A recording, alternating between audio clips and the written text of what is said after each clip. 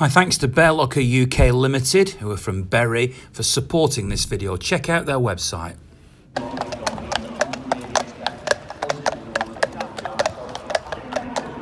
So it's League Cup semi-final day. This is a major trophy in England, although some people say that it's a Mickey Mouse Cup.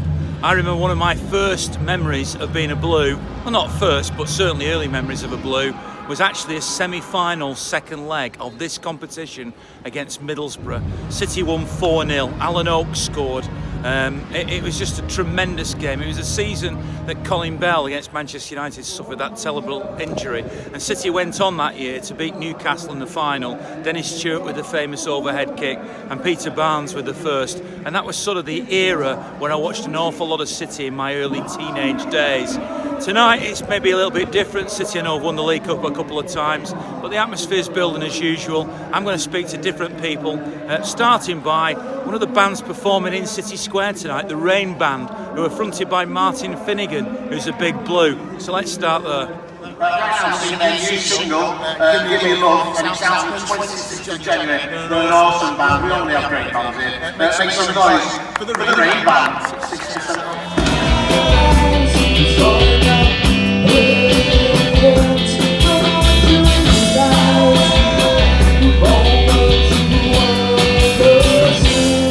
Amazing. Obviously I never got the chance to wear the number 9 shirt with my limited ability at football, but it feels pretty magical every time I get the opportunity to come down. This is the 4th time we've played here at City, and I think we're at the pinnacle at the minute, Ian. I'm not sure how much higher we can go. The way that football's been played this season has just been sublime. It's been unbelievable. And for a City fan who's obviously done the hard yards with our only match in Europe used to be Wrexham away, I remember all those jokes from the United fans.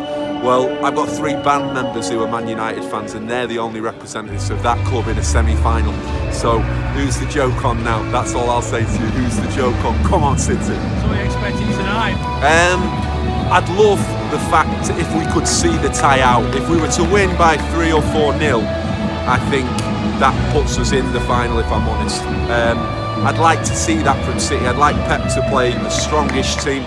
But to be honest with you, I think as all City fans, we feel that whatever Pep does, it's the right thing. You know, he's come across many kind of confrontation points in his City career so far, the Joe Hart scenario. A lot of my friends were unsure of that, but you've got to back him. This guy has got, you know, the Midas touch, as it were. When I look at what Raheem Sterling was as a player when he came here to what he is now, he's got the ability to realise the full potential of players, but also the full potential of this club, and really the sky is the limit. So I'm excited. It's a semi-final, so come on, City, let's get the result. What's the new single called? The new single's called Give Me Love, and it's out on the 2nd of February. We'll be out across the UK and across Europe as well. So thanks for all your support, and Ian, you're a legend, man. I think tonight we should batter these, really. I don't know what side we'll put out, but I'm hoping 4 or 5-0 at least. And then it's all over at the end of the first leg if it works to plan, isn't it? Well, yeah, but I don't think City in the past haven't done it like that. We'd normally do it as we'd probably lose this first leg, probably 3-1, and then have to go away for a moment. Batter the last 5 minutes of that second leg, I suppose, would be normal for City, but let's not do it that way tonight. Let's do it. Let's literally win 4 or 5-0 tonight. Second leg doesn't matter. It's another trophy, so you've got to be, you've got to be up for it, and I think you will be. It could be his first trophy in England, Yeah. His first English domestic trophy, which is what I think he needs. And then that might set us up for more trophies. So I think he might change his tact a little bit today, and he might go quite a strong side with that in mind. So it'll be interesting to see. I'm hoping we don't get stuffed by too many. It'd be nice to take a draw or a couple of goal lost back to Ashton Gate. You've had a couple of great results in this competition. Do you not feel like your name might be on the cup? It would be nice, but this may be a step too far for us, a bridge too far for a lowly Bristol City. Now, just behind me here is one of the VIP entrances at the main entrance, and I can't deny, I must really admit that I'm a big pal of Dean Holden, who's the assistant manager of Bristol City. I know his family as well. I knew Dean from when he was at Oldham and Bolton and in the Northwest. So I'm going to talk to his family and see how they're feeling about tonight's game. So it's a big night for your hubby tonight, isn't it? How's he feeling? He's calm. He's really calm. You know what he's like? He's Mr. Chilled Out. Does it give him extra motivation because he's a red? Yes. And the funny thing is, his dad arriving here tonight, everything is annoying him. He's like, you just keep hearing him go, bloody City under his breath. Because of course the United comes from his dad. Your Dean told me you were going in the away end today. You're in the posh seat. We've got posh seats. This is what you get when you got connections, Ian. Yeah, we've got some nice posh seats, but we did send the kids with Grandad and Uncle into the away end.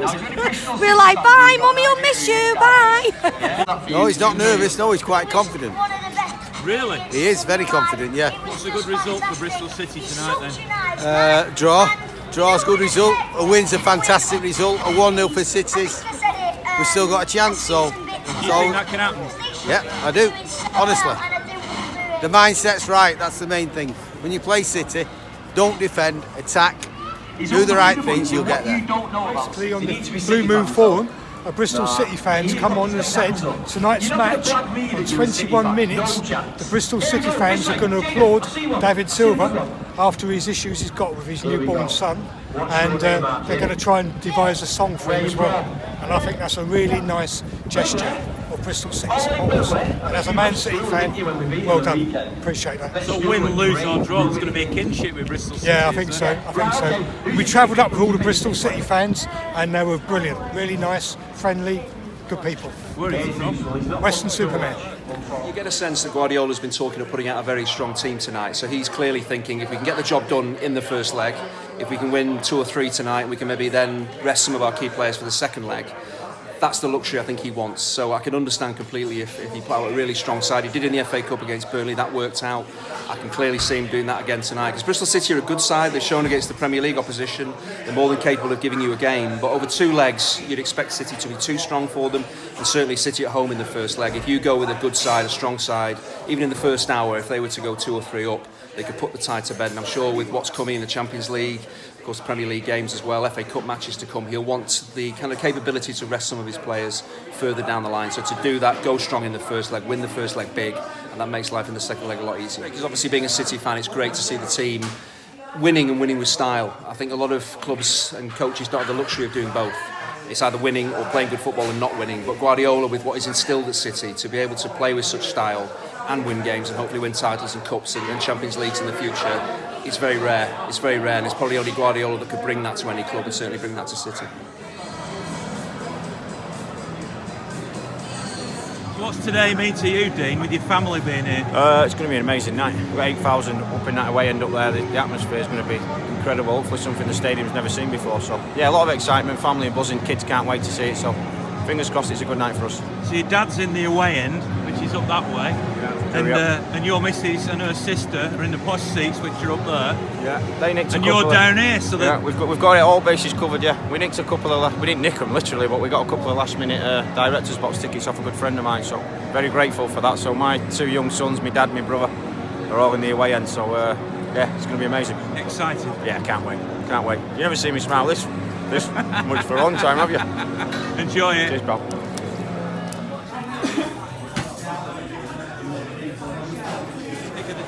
No Aguero. I think it was a bit lopsided, but I'm looking for a 4-0 win tonight. Even with the team? 3-1, yeah. good. You're going for 3-1, are you? Good team. Have you seen what the team news is? No. Who's your favourite player? Guerrero. He's on the bench. Are you disappointed now? Who's playing up front then? That's a good question. You've got a false 9, Bernardo Silva, I think. Your arms are going to get tired doing that during the game, aren't they? You're going to do that all the way through the game? Nah, I'll probably do it at the start of the game, yeah. Start of the game.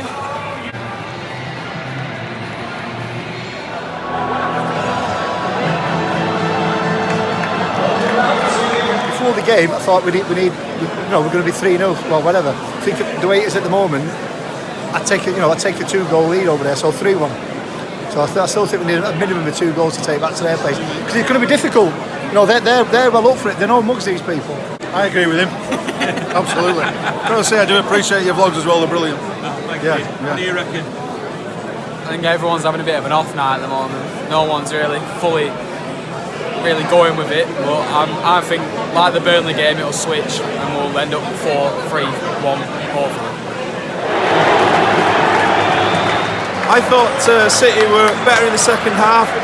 First half we probably didn't look the usual with too many changes, no recognised striker, so it was difficult without Aguero. But in the second half, with Aguero on the pitch, it sort of twisted and distorted their defence a little bit more. And in the end, it paid when he just rose above that defender. I don't know his name, but he got above him and scored a great header. I think Bristol are a fantastic side. They play football. They came here, they've not sat back like others. And it's been good to watch an open game of football, albeit not at our best, and we struggled through parts, but albeit a very good game of football. Quick here, because I'm going. Come on, City! I thought they deserved a draw myself. I thought they did really well. But I'd have also given us a bit more. Once we speeded up a bit, we were fine. Go down there now. Game over. We did it. It was tough first half. We made it hard work. Credit to them. Got there in the end. Credit to their fans. Still won it. Can't take credit away from Bristol though. Played amazingly well. I knew it was going to be like that. Cheeseman's a man. It's not going to be easy in 2 weeks though. It's going to be more difficult than that, but we'll do it.